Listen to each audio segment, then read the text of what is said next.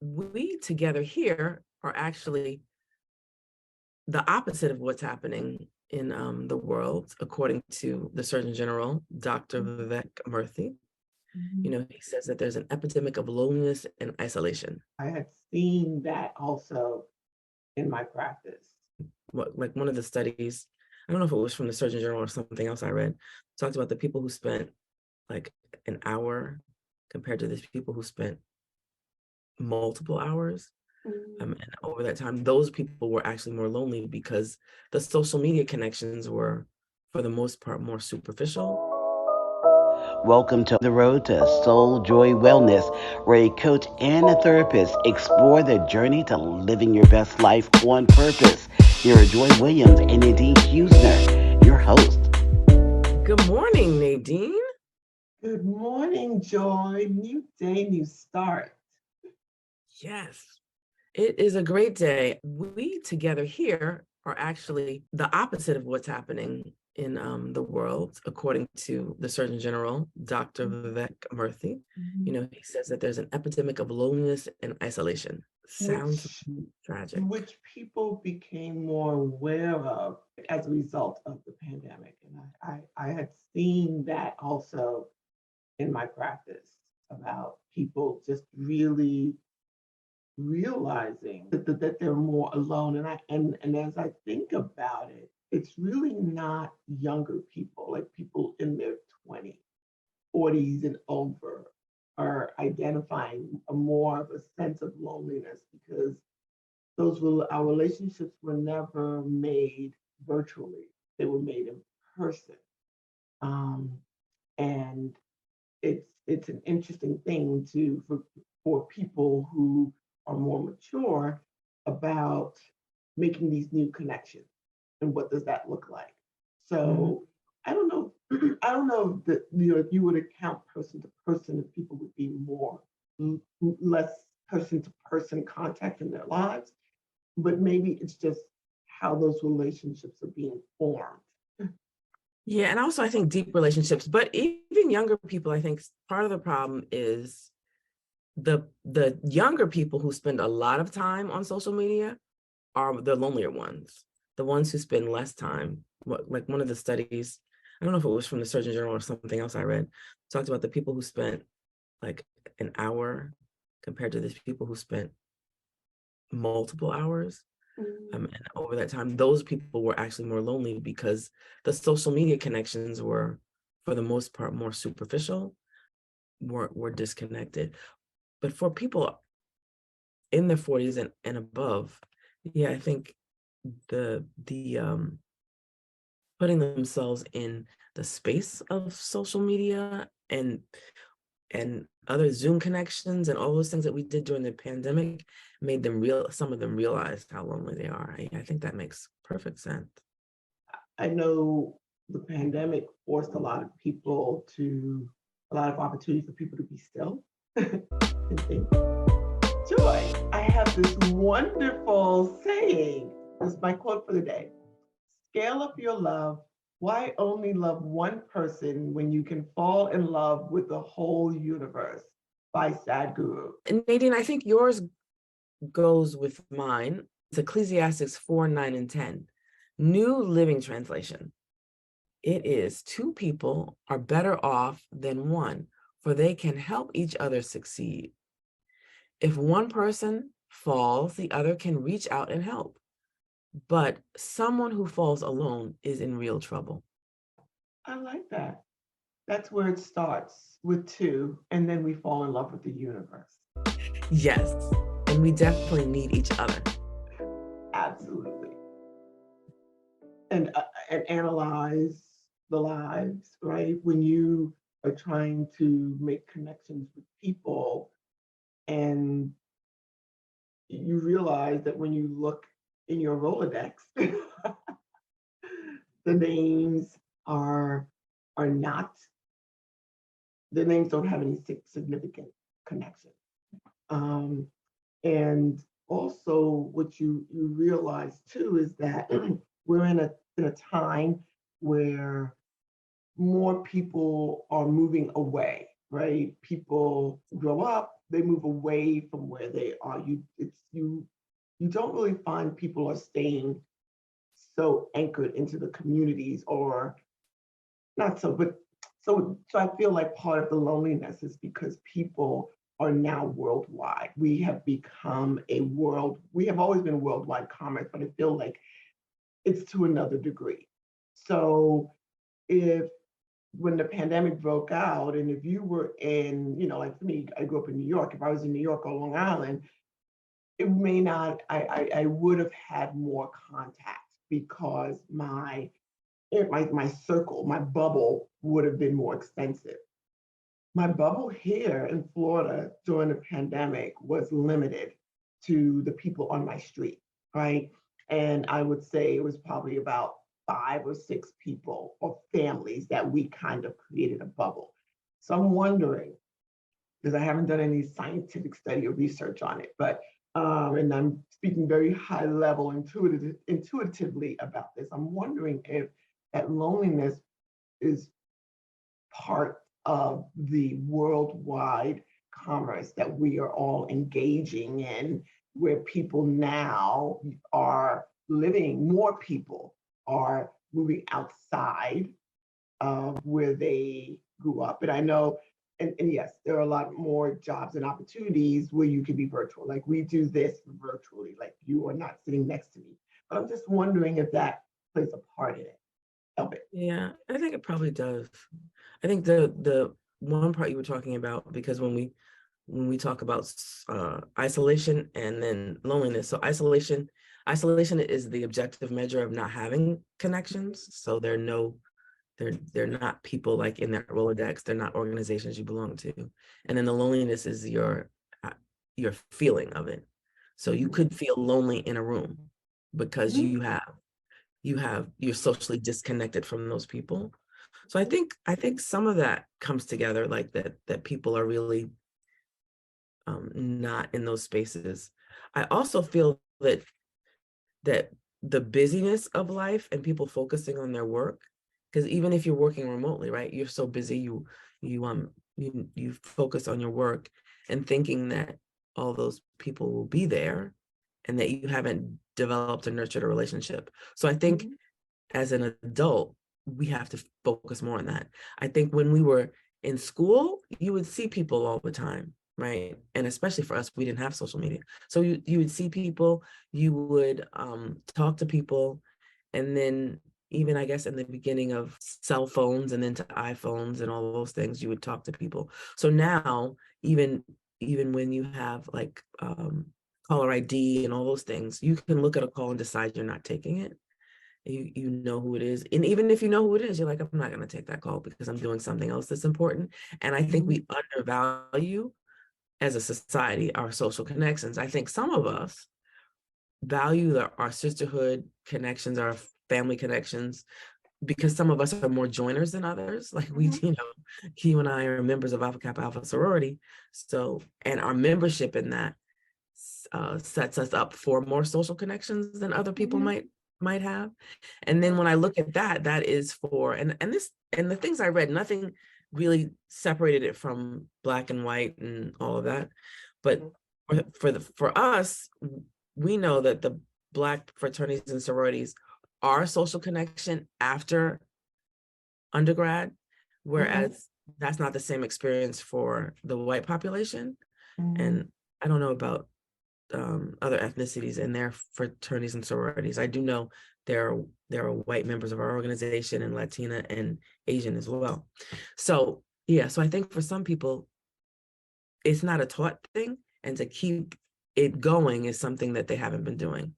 Mhm. And I was talking to someone about someone getting laid off, and that's the other thing. When people get laid off, they feel really disconnected because their people in that work circle, they would hang out after work, do whatever. They're not in that anymore, and they haven't figured out how to create new circles. So that would apply to laying off and then getting another job, and if that job is remote, or from the pandemic, your job is remote. Yeah. So I say Yeah. that to say all of what you said made sense. Yeah. And the other thing that I've observed in my lifetime, right, that people, and I don't know if it's like I said, like the pandemic just allowed people a moment to pause and reflect and assess, right?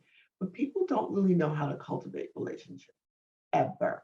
So I can think of I have different friendship circles, right? And in different circles, you have those people who are connected to everybody and have all these relationships and they know everything. And then you'll have that one person who's like, well, why does everybody always reaching out to that person? And I'm like, well, because they cultivate the relationship. Like they actually reach out to that person. They actually engage people, and people make the presumption that I can sit back and relationships are cultivated. It is a two-way road. And what happens is that when you now want people, you want them to show up the way you are showing up. It just doesn't work that way. And I tell my kids that all the time when their friends reach out to them and they're like, I'm playing a video game or not right now. And I'm like, you know what? One day you're going to want that person, to be available, but you're always, pushing them off. They're going to find somebody else to hang out with. Like they're not going to be waiting for you to be in a headspace where you're like, oh, now I want you to be around because none of us are hand puppets, right? So I think learning how to cultivate relationships and how do you do that, even with families, like you'll have that one family member who will have the dinner parties or the gatherings or the holidays, and everything will circle around that person or that household. Um, and when that person is no longer there or removed from that situation, then relationships fall apart and people are confused. Like, well, why? And then start nitpicking at what the relationships were. And it was like, no, it's because so and so was the one who was bringing everybody together.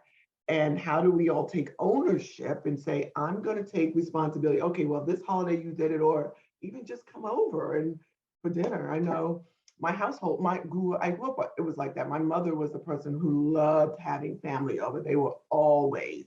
And when my parents moved out of the area, the relationships sort of died down. I had a cousin, my cousin Annie, who stepped in and really took that role. And then she became that person.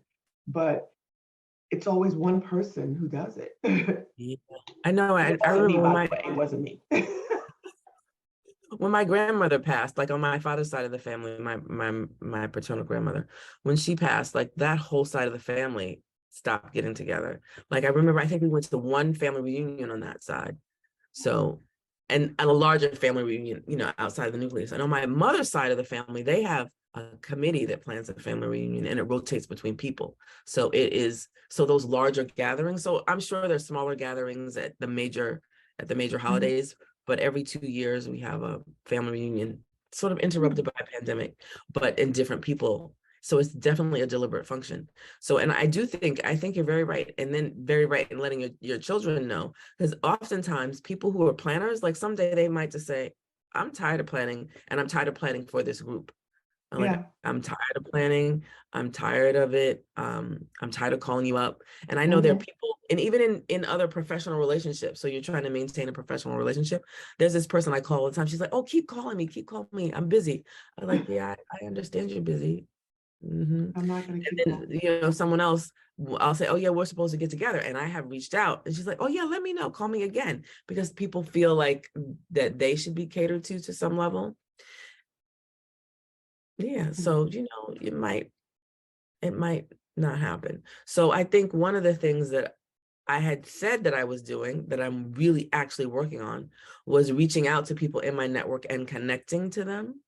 Um, because on some other relationships, I think I'm on the other side. Like I have a friend, she has a party every year and I go to that party, but I don't really reach out to her in between. So she Mhm. could just decide one day, I'm not inviting her to the party based on nothing except for Mhm. the fact that she never sees me or hears from me. Yeah. So yeah, so some of those times it's just that reaching out. And we have so many tools that should make it easier for those of us who feel we're busy and overwhelmed. Like we can Yeah. we can reach out to people on social media. You can send them a message any kind of way. You can pick up the Mhm. phone and say, hey, wanted to hear your voice. Don't have time to talk to you. So there are things Mhm. to do, but yeah. Yeah. And if we take ownership of it, right? Like we like the tool to it or the strategy is okay, every Sunday, I know that was my mother's thing. On Sundays, she called everybody. After dinner on Sunday, she called, or she went down the list. Um, and when she passed, I had a great aunt was like, well, who's going to call me now? Because she could guarantee my mother was going to call, right? And oddly enough, she never really got that back. And was she okay with that? Not really. But did it stop her from doing it? Nope. She kept calling. And I think sometimes we just allow people we just allow people not to always show up, and it's not okay. And I think when people do the assessment of themselves before they start looking at how people are not showing up for them, you need to assess, have I truly consistently shown up for the people in my life? And when we have that conversation, we'll realize I haven't really showed up. So I can't even judge people or not Yeah. being present or not reaching out to me when I'm sick. Like, well, we didn't know you were sick, you know? Didn't know. Yeah, that's really true. I think of it because we think of networking when we think of it on the professional side, and we think of it as such a negative term. Mhm, It is building relationships, really what it is, as opposed to just collecting cards and whatever, but mhm, building relationships with people. So that all takes time and effort. And like you said, being reciprocal. The other mhm, thing, and why the Surgeon General was talking about it, it has health impacts for you directly and for the community. So without having that strong supports, your health in so many areas can be worse off. mhm. So you need to have those other social structures. Well, human beings are den animals, pack animals. We're like wolves, right? We thrive not in isolation, but we thrive mentally, physically when we are engaged and around others. So, yes, when we isolate, what happens? It will affect your health. It will affect you emotionally. There are studies with even senior citizens about the importance about them being around other people and not being isolated. And I'm not talking about in a senior home kind of around other people, but my father lives with us. And when people meet him, they're like, "Oh my God, he's 83," because he's interacting with people all day. He's with the grandchildren who has him climbing fences and going into open fields. That's another story. But and I think it is a game changer for him, although he did not want to be here. I was just like, why are you sitting by yourself in your apartment? Like, it doesn't serve a purpose. Yeah, and even the people who are living in those senior retirement homes or living in nursing homes, when they don't have visitors and they're not connected to those Mhm. communities, they They're not don't engaged. they're not engaged. They don't do as well as people who have those commitments and those things. I know my church has a 55 plus club, which I call the 85 plus club now. I ain't It going. started a long time ago when 55 was a really long way off. So yeah.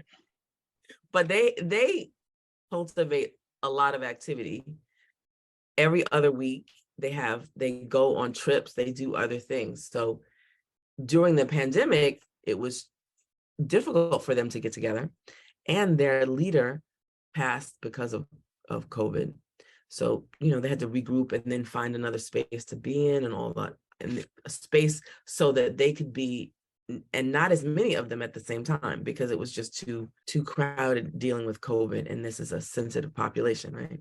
So, but it definitely really engages them. It definitely keeps them youthful and moving and in so many different ways. So I think that's helpful to people to recognize that you need those social supports. You need that social support for your physical, mental health, all of those things.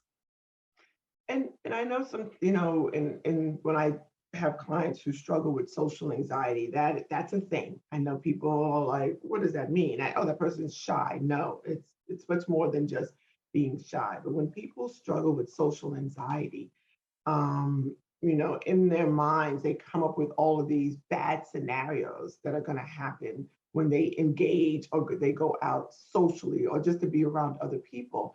And I think if you're a person who struggles with social anxiety, A, find a good therapist. And B, if you can on your own, really you know, deconstruct those bad thoughts that something bad is going to happen, or they're not going to like me, or I'm going to be rejected, or you know, a lot of times people get in their heads about what is going to happen when actually that's not the reality of the situation.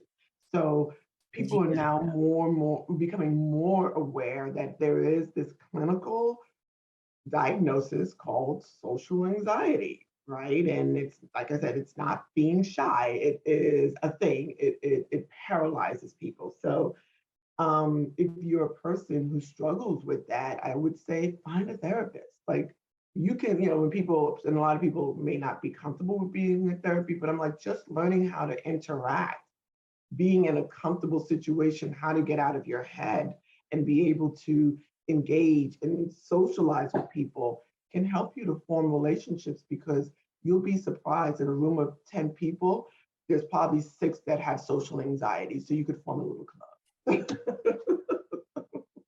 And that's interesting because I think there's so many things that we don't talk about early on until they become problems and things that happen naturally to people. I think we live in a world where there's so much negativity. Like the news is letting you know the bad thing. And Yes. people who get upset about that, it is because that's what people watch. So if we were just hyped about good things only and we turned it off when bad things happen, the news would change. So we need to get over that. But how do you do that? And how, as yourself, I'm a normally positive person, but I also recognize that you have to take control of your thoughts, and then you have to have a plan. So if you can't do that with a coach or a group of people, you do need to see a therapist to help you get out of that talk, and you have to make new positive self-talk. And that's the thing about being with a good group of friends, having social connections of people who recognize the good things about you, who can reinforce that they can help you in that, and help you see those good things, because oftentimes we don't see them in ourselves. Someone else will see them for us, especially if that's not our habit, right? So it's Mhm. all getting back to the same thing. Mhm. But you might need that therapist, coach, somebody to get you out of that social anxiety in order to be in those situations. And Mhm. then to think of that it is your responsibility to help yourself in community, that we need to be in community. We need to be in the our tribes, our even for losing weight, changing behavior is much easier to do in a group than to do by yourself, to help And keep you accountable, to help keep you focused. Like they say people will eat food in isolation or eat food in secret. Yeah, we're doing it together, keep less secrets. Say, okay, this is what I really want. And other people can help you actually think that what you want can really happen. Like people say all the time, I can do all things through Christ who strengthens me, but sometimes they don't actually believe it. So the other people can help you believe it. If you can't see the finish line, you can only see the hurdle. You need some people to help you see it. I love that. I think that's beautifully spoken.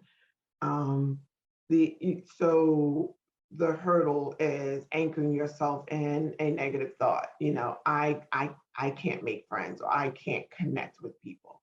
And when you make those statements, you anchor yourself in that. The manifestation, manifest what you want. Um, and it's called like a growth mindset, changing the way you see your situation. Okay, this is difficult. I'm learning. It's not that I can't make friends. Okay, I'm 55 years old and I'm learning how to connect with people instead of saying I can't connect with people. You put yourself in a growth mindset. So now you're open. Now the door is opening to new ways of living and experiencing life. And one of the things I always encourage people to do is, okay, start with a common interest, right? If there's something that you enjoy doing, if you like walking, if you like exercise, if you like music, you can go on social media, not social media, you can connect to people, because I'm not a social media person, but you can connect with people with common interests. You know, if music is your thing, you go to the music store or something, and you end up meeting other people who have your same interest and you can connect. So Well, when social media, I think Meetup, not the meetup, that's what it traditional was. social. Yeah, so you can look up your interest and then find groups that are already designed around it. Because Nadine, I think most of the music stores are closed. There are some, but most of them are closed. Guitar Center is still open. And you could go to Guitar Center and play some instruments and meet other people. Mhm. I'm just thinking of the Tower Records and Yeah, no, those are gone. yeah, your Um, kids don't even know what that is. they don't they well, Margot is into buying albums now, which is totally interesting for her K-pop artists. So we're not going to discuss that right now. But for her It's K, she's interesting how those buying, things are coming back. yeah, and they're like 20, $30. I'm just like, for what? This is not Prince. I'm not spending that kind of money. So That's albums funny. are, So it's those an low interesting tech things are coming back. It's interesting cult that, yeah, retro. So bad. yeah. Yeah. Mhm. But Retro, love tech. mhm. That's too And funny. sometimes making a friendship or meeting someone is as simple as hello. When I moved down here, I didn't really know anybody, and I have one friend, and this is how we met. We were at an orientation at the school to be volunteers. And what we do, you're like, oh, there's another Black face here in this room. And I just, said hello. And at the end, she came over because she was also new in the area. And she was like, hi, and introduced herself. And at that time, that was before I went natural. And she was like, where do you get your hair done? And we are still friends today. Today. That's So interesting. Hair is a good connector. that's a good connector. Where do you go? And we exchanged numbers and we just started. And I will say she's a better connector than I am because she reached out and we met up, and our friendship just sort of grew, and our daughters were in the same grade, so there were more opportunities for us to connect. So That's yeah. good. I think one of the things to say that she's a better connector is that she's probably more deliberate about it. She might not naturally be. There's those extroverted people. So I'm not, people She's think I'm not an extroverted. extrovert. You are Yeah, correct. Yeah, yeah, she was more intentional about it. yeah, Yeah. yeah. Because I'm not an extroverted person. I am a extroverted introvert. And Hmm. and I think people often don't realize that, right? Because the definition of extroversion or introversion is how you get your energy. And extroverts get their energy from people. I get my energy. I be by myself. I could be myself for a long time. I do, on the other hand, create a lot of opportunity to be with other people. So my birthday's April 30th. I celebrate the entire month of May. And this year, so far, I've had 3 birthday parties. It's a great thing to do. Everybody should do it. That makes your So I birthday. invited, yeah. I have had 3 birthday parties. I'm going to another. I'm going to another. So Happy it'll be belated 10. birthday. Thank you. Don't I'm worry like, about I it. gotta look. I'm The like, month did is I wish May is somebody? not over. You have plenty of time to wish me happy birthday. No worries. So I had one birthday Because party. you're still my friend. Always. I had one birthday party after a chapter meeting. So it was just members of Alpha Kappa Alpha. We went out to a birthday party. I had another birthday party with family friends, meaning they were friends of my mother. They're my friends, but they're my mother's friends. So they were fun. And then I had a birthday party with other people from church. So my friends of my mother's friends from church. So they were fun. So now I'm going to a birthday party. It's 2 of us celebrate our birthday because her birthday's in May and my birthday is April 30th. And it's a group of us who mostly worked at HBO together. So yeah. And then anybody says, I missed your birthday. I'm like, don't worry, you got another chance to celebrate. But it is cultivating those things. And then also during the pandemic, I created events for Silver Stars. That is group, for those who are unaware, those Silver Stars are what we call members who are members of Alpha Kappa Alpha, been members for 25 years or more. And that started in the pre-pandemic phase. I would go to chapter meeting. I had been out of the chapter for a long time after going to business school. When I came back, I didn't know some of the people, and the people I didn't know were Silver Stars who transferred into the chapter. So I would have Silver Star lunches, whatever, after chapter meeting, and I would just get to know people that way. So it was really deliberate. I'm like, I don't know these people. Let me figure them out. Let me learn about them. Let me meet them. And then we unlike believe. me, I don't know these people. Okay, I'm gonna go home now. So yeah, so and I would invite a group of people, and then sometimes people would say they couldn't come. Then I would just walk around the room. Who wants to go out? Who wants to go out? I'm going here. Who wants to go? Who wants to go? And then yeah, that would be the way to talk to. I like that, Joy. Yeah. I'm gonna do that. I'm gonna do that when I start going back to meetings. I'm gonna do it. Y'all yes, better look out. Gamma Mu Omega, I'm asking people to go to lunch. Yeah. So one of the things that happens from the perspective of people who are in membership in organizations is we often think the new people should reach out to us, and the new people are often intimidated, right? They don't know. They're usually more people who are established than new people. So I decided, even though I was sort of new, this is the chapter I've known since I was in high school, because I was in their cotillion. I said, well, I'm going to get to meet the new people. I knew a handful of the people. And then sometimes it didn't end up being a Silver Star event because the Silver Stars were busy. I would invite some other people. Like, okay, let's go. So yeah. And that was just one of the ways of making connections. Because sometimes I realize that, I like sleep a lot. So if I'm tired, I'll just go to sleep. One of my really good friends after undergrad, we would decide we were going somewhere, and we would get on the phone and we're like, we're tired, we're not going to go. So we're tired, we're not going to go. And then, other things are happening. Like my sister Jill will meet up with some other people. I'm like, I'm tired, I'm not going to go. Then I know I have to deliberately take an activity. Otherwise, I would just stay at home and be perfectly happy. Yeah, that's me. Home is my happy space. my as I go through my day, I am thinking about that time when I make it home. I'm like, that way I can relax. So yeah. So for me to do other things, I have to create them. I mean, there are a lot of things that I like doing. So it's like how to create those things besides eating, because all those things sounded like all I'd like to do is eat. There are other things I like to do. So we have to create those activities. So because who else is creating them for us? And like you said, you're right. Most people are waiting for someone else to do it for them, to be their social calendar, social coordinator. Yeah. That's me. Can someone else think about this? Can somebody else do it? That's me. I know once my friends called me up, two of my friends, they said, we decided we're going to go on a spa trip and you're going to plan it. And I laughed. It didn't happen. I guess you didn't make it I guess you guys didn't make it. Did not.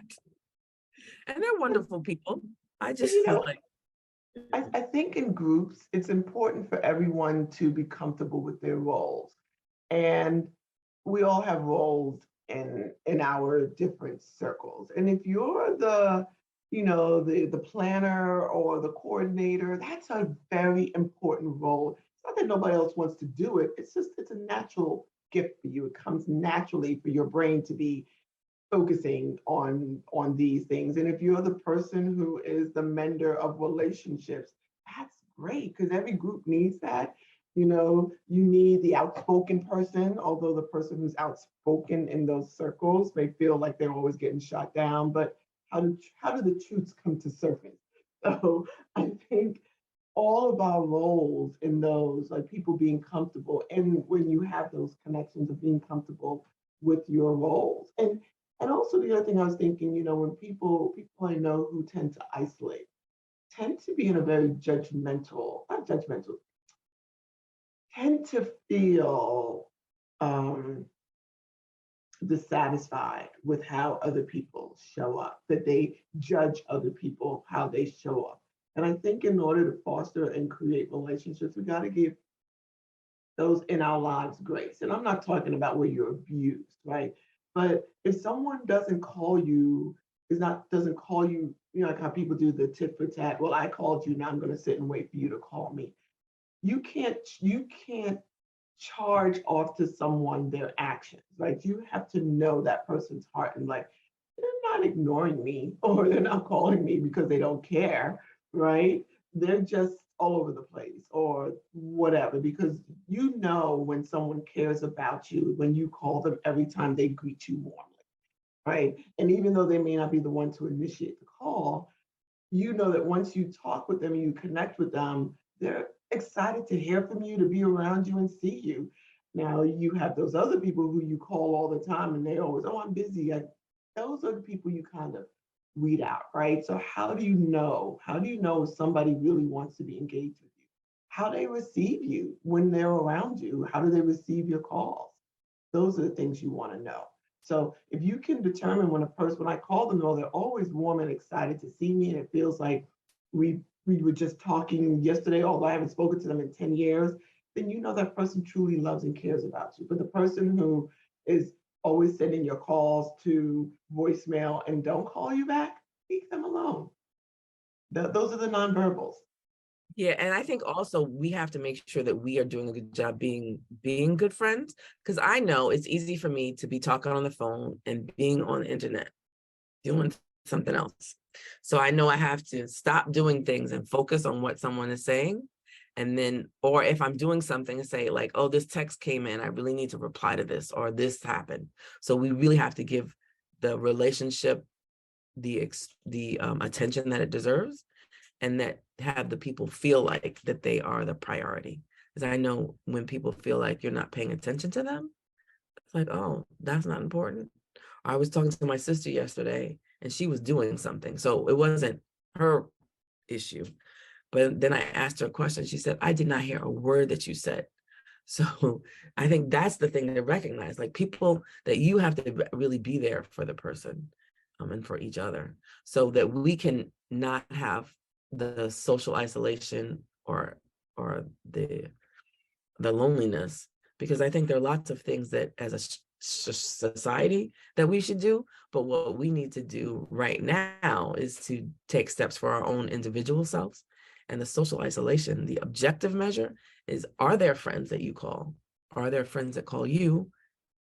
Do you need to work on that? Do you need to develop it? And then are you having relationships that aren't just superficial? And that takes a time to develop, because you're not telling any random person all your business. If you were oversharing, you might need to see a therapist too. So you need to develop that. So I think those are some things that we can do to be helpful. You know, interestingly, a couple of weeks ago, I came across a community in Florida, and I've learned that there are these new communities that are being developed. They're called master plan communities. And these are communities that are built very intentionally, where you live, you work, you learn, you play, all of that happens. And that they're small enough communities where you can walk to and be connected. And there's like a center to the community. And when I went there, I was like, oh my God, like this is so nice. Like, and I did some research on it, and I'm learning that there are more and more of these intentional, it's called master plan communities that are developing. And I think if you're a person, if you have the luxury economically and financially to be in a type of community where there is intentionality in how that community works and operates, that might be an option for people to look into. It sounds like they've taken all the social determinants of health and said, we're going to curate this experience. And then when we know, for those of us, about the social determinants of health, sometimes I get it right. Where you eat, sleep, work, play, and pray. It's 5, Mhm. I think. So if that those will impact your health outcomes more than genetics and other things. So that if you can do those things, that sounds like a great place for people who have in that curated environment. Mhm. And then you'll have to create your own environment if you can't live in If you can't live in one, or go visit one. Go, find one, find your local master plan community where you are and go hang out there for their community activities. Yeah. Well, this is great talking to you again. Always, Joy. It is always so informative. Every time I speak with you, I see things differently. I learn something new. You force my brain to start to function and work. Thank you. You do the same for me. And you help me to have social connection and, to eradicate loneliness in my life, because I could be here all by myself. Ditto, Joy. You keep me anchored. Yeah. Yeah. So we can live our best life on purpose on this journey for Purpose. spiritual wellness. Yeah. Yes. Until next time. Until next time, Joy. Join us next time as we continue to focus on living our best life on purpose. Thank you for joining us on this episode of Road to Soul Joy Wellness. We hope you enjoyed the show. Please leave us a review on Apple Podcasts. We love your feedback and a chance to answer your questions, and we may even share your ideas on the show. Until the next time, enjoy your time on the road to Soul Joy Wellness.